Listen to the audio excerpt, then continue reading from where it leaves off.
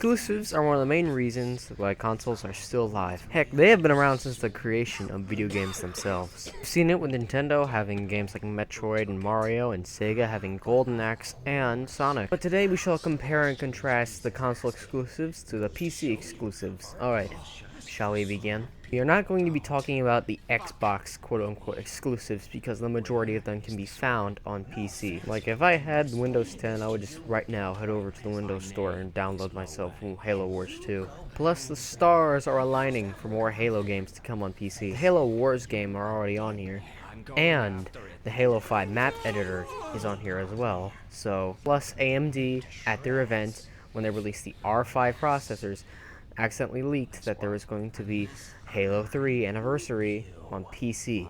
Would you look at that? The best Halo on PC. My second favorite is Halo 5. Please don't hate me. I believe that the gameplay really compensates for the bad story. So now let's start with the PlayStation 4 exclusives. First you have Uncharted, a third-person action shooter with light stealth elements once in a while. Then you have The Last of Us, a third-person shooter with light stealth elements. Then you have Horizon Zero Dawn, a third-person... Whoa, wait a minute. Horizon Zero Dawn is just Tomb Raider, but with robotic dinosaurs. And protagonists with no flaws whatsoever. How are we supposed to find that character interesting anyway? Do you see what I'm getting at here?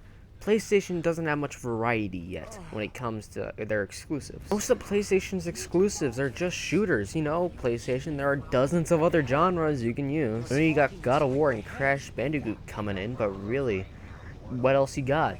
You're just gonna have Last of Us 2, another third-person shooter, and expansions to Uncharted 4? What else you got? Hopefully, I hope you got more cards in that deck, because during the middle of a console generation, when people already have their friends list established and all that, and maybe they can't afford to have more than one console, and they'll have to sell their other one in order to move, you're going to have a lot of good reasons in order to move to that console. I'm afraid free online isn't a reason anymore.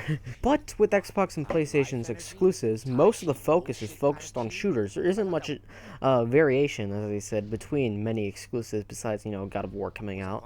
But really, what else is there? There's entire genres missing from the Xbox platform. You just don't see games like Dota or League of Legends on console. Like, I know with World of Warcraft, you can't just play that game with a console. It would have to be a complete and utter overhaul. Before you say, well, games like that don't have a place on console, well, what is the Elder Scrolls Online then? Also, one of the many big blockades keeping PC exclusives on PC only and not on console is because the money.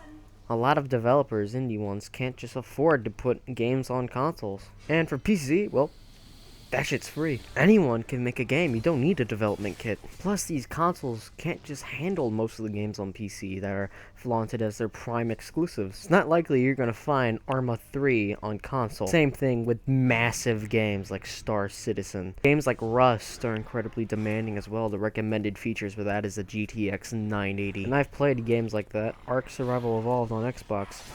That game did not run well, especially on highly populated servers. Really, if a game developer, a really small one, does have the money to put it on consoles, they're gonna have to take a risk and have to probably go with one or the other console. They're going to probably have enough funds to do one. And here's the thing, I know on Xbox you have the ability to check out the most played games right now. Go on there and pick out how many games are not shooters. If an indie dev makes a game that's not a shooter, why would they want to put it on there? If the likelihood it's going to be ignored. Another thing is, who legitimately actually cares about timed exclusives? Like, really? Anyone actually go out and buy an Xbox One just so they can play Tomb Raider a few months earlier? I don't really think so. And just to say something, I think Sony's deal to have No Man's Sky come out on PlayStation first was probably one of the worst deals they have ever done. But hey, I hear that game's actually getting better now because of updates. Yay.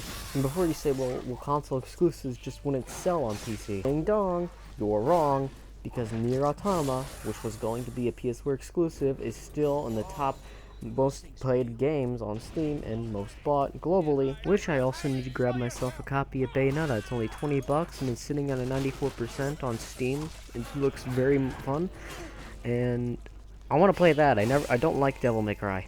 Plus, developers like the ones that made Final Fantasy 15 really want to put a port on PC. The creator has came out and said many times that he wants to put a port on PC and it would be the dominant port. By the way, the PC also has permanent reverse compatibility, because here's one thing. Let's say the Xbox One doesn't have access to a last gen game and the PC does. Is that exclusive to that generation? Does that make it a PC exclusive? A lot of people sold their last gen consoles so they can get the new gen consoles. Do they really re-buy their last gen consoles just so they can play 1 or 2 games they really want? But yet they're also on PC? Well, I will give credit to Nintendo for having different types of games. You have games like Breath of the Wild, Mario Odyssey, you have Mario Kart, Smash Bros. You have a variety of genres, and I will give you credit for that. Plus, they have personality. They're not like, ugh, look at this grunge. It's so hardcore. You can listen to Nirvana while playing this game. Now, what do I conclude? I conclude that PC has better exclusives, based off the fact that there are thousands upon thousands of games that have never made it to console, and are likely better than ones on console. Also, based off console just having less of a variety. If you're gonna pick a platform based off exclusives, just pick the PC. Because really, it's likely you're never gonna be able to play games like Civ 5, Dirty Bomb, Rust, Arma, DayZ, Star Citizens, Postal 1 and 2, Gary's Mod, Counter-Strike, Total War, Hearts of Iron 4, Viscera Cleanup Detail, Team Fortress 2, Dota, League of Legends, Undertale, anything really. You just have more variety and more options, and that's it for now. I'm in the market for a graphics card upgrade. Be sure to let me know what would be good. Right now I have a GTX 950.